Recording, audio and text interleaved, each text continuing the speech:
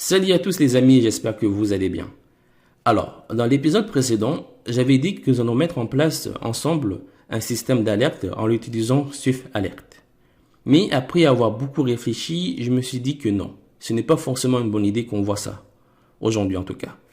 Ça serait mieux en fait qu'on crée ensemble notre propre composant qui va permettre en fait d'afficher un message d'alerte en cas d'erreur ou bien de succès et qui va disparaître au bout de quelques secondes.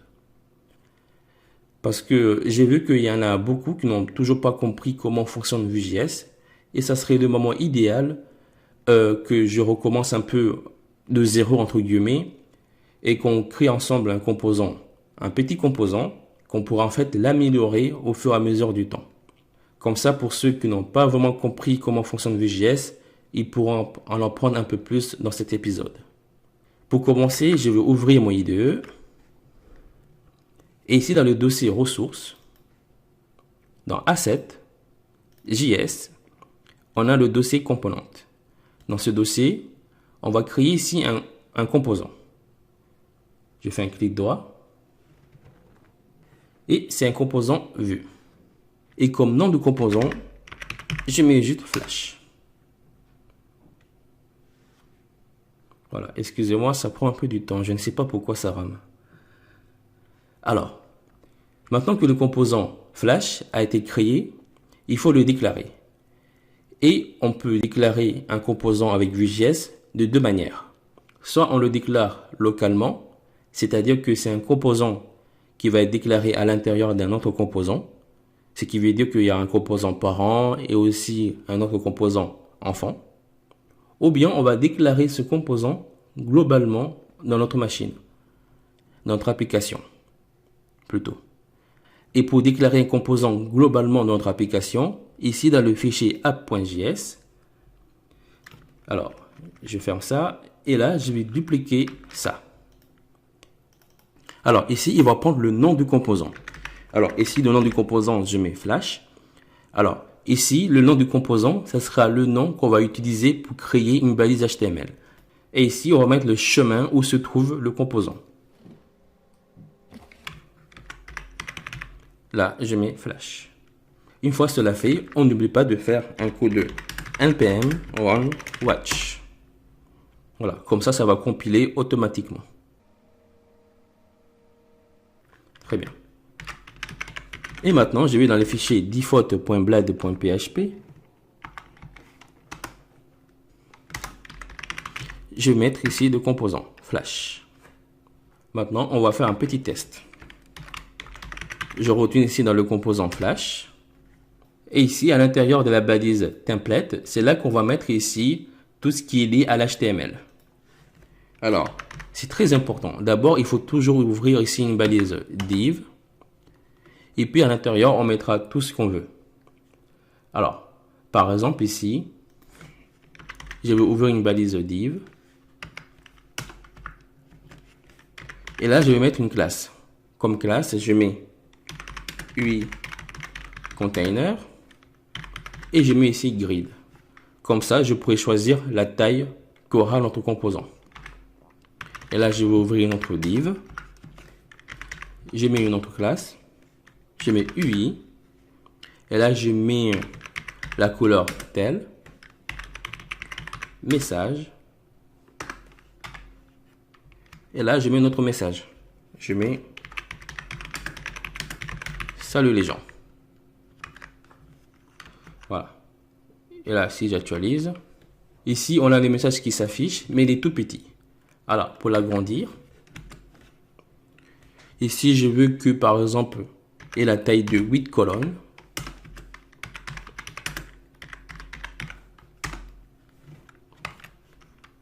Et là, j'actualise. Et voilà. Maintenant, j'aimerais bien que ce message, en fait, s'affiche tout en bas, mais à gauche. Alors, pour cela, ici, je mets comme une classe, je mets Flash Alert. Et là, je descends ici. Et là, je colle la classe Flash Alert.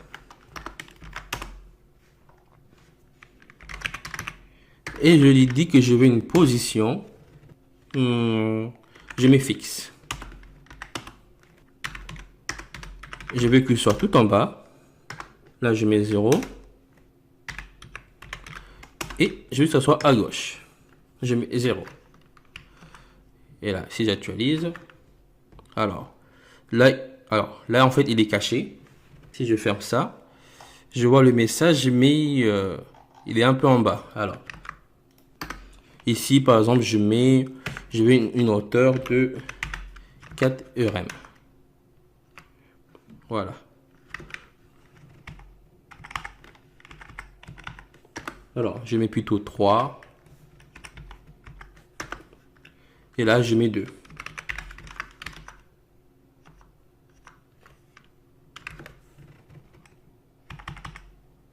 Oups, j'ai cru avoir mis 2. Voilà. Comme ça, c'est mieux. Si par exemple, je vais dans une page, je mets par exemple la page blog et que j'actualise.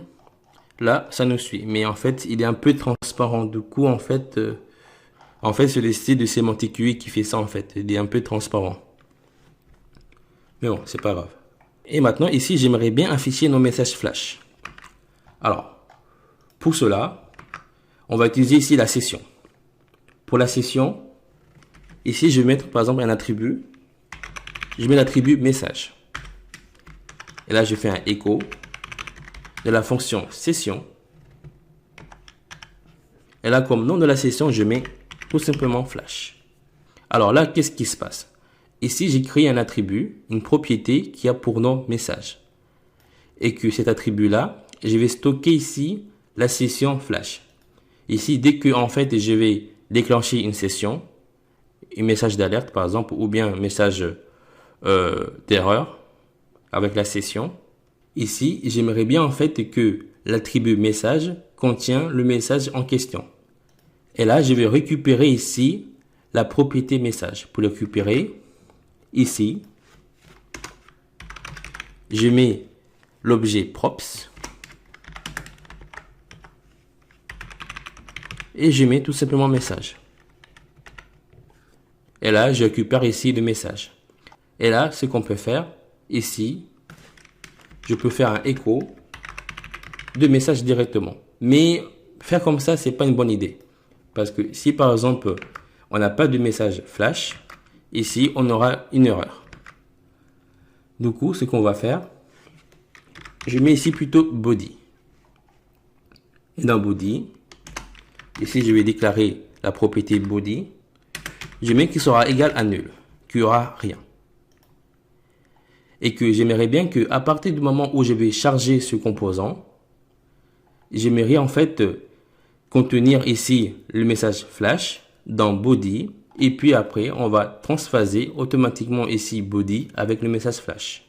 Et pour faire cela, je vais devoir faire appel à une méthode spéciale de Vue.js qui s'appelle create.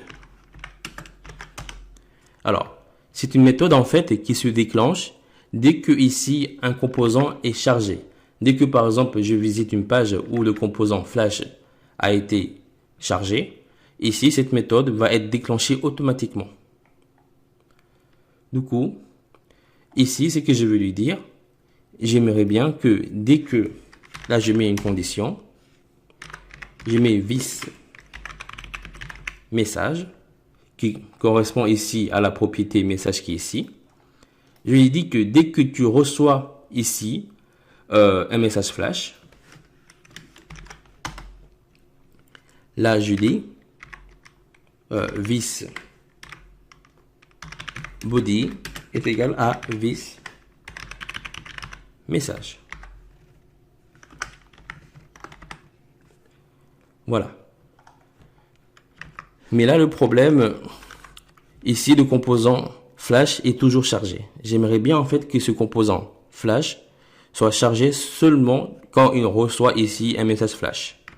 Alors, pour cela, je vais encore créer une autre propriété. Je mets open qui sera égal à false. Et là, je mets un vShow de open. Alors, en fait, ici, le vShow, c'est comme une condition VIF. Je lui dis que si ici la valeur open est à true, tu m'afficheras automatiquement ce qui contient à l'intérieur.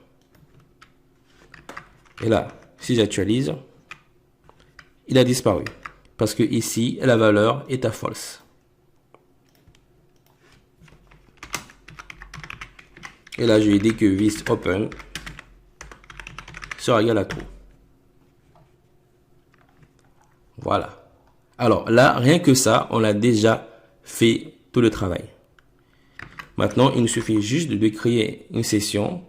Par exemple, dès que ici je me connecte, j'aimerais bien ici afficher un message flash qui me dit que je suis connecté, par exemple. Et pour cela, je vais dans le contrôleur login controller.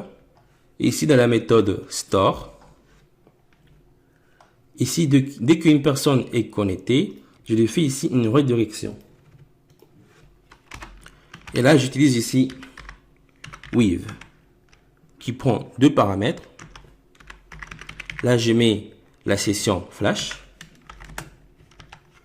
Et là, je lui dis, tu es connecté. Alors, mais ici, je vais effacer ça. Et là, je mets un else.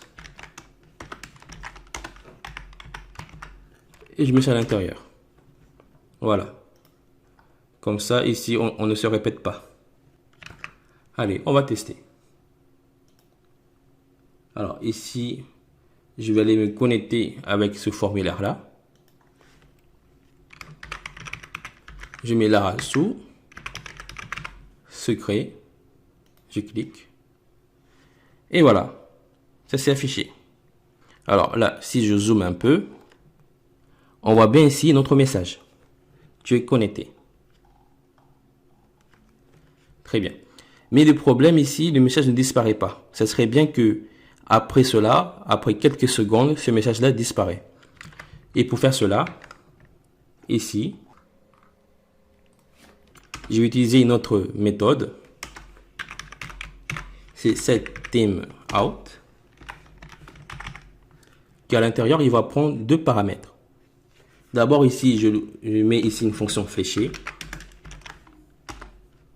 Et là, je lui dis que this open sera égal à false. Alors ici, c'est bien open.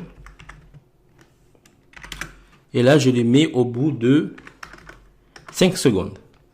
Et là, je vais retourner ici dans Login Controller. Alors, ici, quand une personne se déconnecte, c'est bien là. Je vais dupliquer ça. Ici, je mets flash. Voilà. Là, d'abord, j'actualise. Et je clique ici sur le bouton déconnecter. Voilà, ici on a des messages qui s'affichent, mais le problème ici, on voit également ici des balises HTML. Mais ça a très bien marché, en plus le message a disparu. Alors pour accepter ici les HTML, alors ici, je mets une balise spam, non, je mets plutôt une balise de paragraphe. Là je mets la directive VHTML. De body. Alors là, on est bon. Je me connecte avec Larasu. Voilà, je suis connecté. Et puis après, je vais aller me déconnecter. Très bien. Là, si je zoome, ici, on voit bien que Larasu était bien en gras. Voilà. Là, on vient de mettre en place notre message flash. Et là, comme tu vois, c'était très simple. Mais le problème ici, mettre tout dans la méthode create, c'est pas très bien. Parce qu'en fait, ici, il faut que la méthode create soit le plus léger possible. Du coup, ce qu'on va faire, on va plutôt créer d'autres méthodes qui vont contenir tout ça, par exemple. Alors, pour créer ici une méthode, il faut toujours mettre la méthode dans l'objet methods.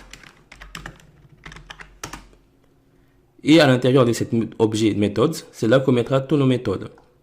Par exemple, ici pour afficher le message, je mets par exemple la méthode flash. Et dans la méthode flash, je coupe ça, je mets ça à l'intérieur. Et ici, je mets en paramètre, par exemple, message. Là, je mets message. Comme ça, ici, il m'affichera le message. Là, je mets message. Et pour ça, je vais créer aussi une autre méthode. Là, je mets un virgule. Je mets par exemple la méthode. Alors, je peux mettre ici delete. Je mets plutôt hide. Et là, je code ça à l'intérieur. Et là, je mets un vis de hide. Et là, maintenant, la méthode flash, je vais tout simplement ici le charger dans la méthode create. Je mets vis flash. Et ici, je mets en paramètre vis message. Comme ça, ici, notre méthode create est toujours clean, est toujours propre. Il n'y a pas grand chose à l'intérieur. Là, on est bon. Là, je peux réactualiser. Et je vais aller me connecter avec ce formulaire.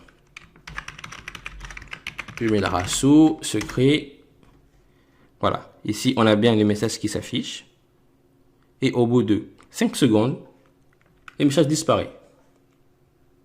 Et là, si je clique sur me déconnecter, 1, 2, 3, 4, 5. Voilà, ça a disparu, même si j'ai compté un peu plus vite. Voilà. Et voilà, on a mis en place notre système d'alerte avec Flash. Et là, comme tu vois, c'est très simple. Alors ici, j'ai utilisé le système d'alerte avec Semantic UI, mais tu peux très bien utiliser le système d'alerte avec Bootstrap. Ou tu peux même faire mieux, créer toi-même ton propre système d'alerte ici en utilisant ici les styles. Voilà. Alors là, en fait, j'ai pas voulu perdre mon temps. Du coup, voilà, j'ai utilisé directement Semantic UI.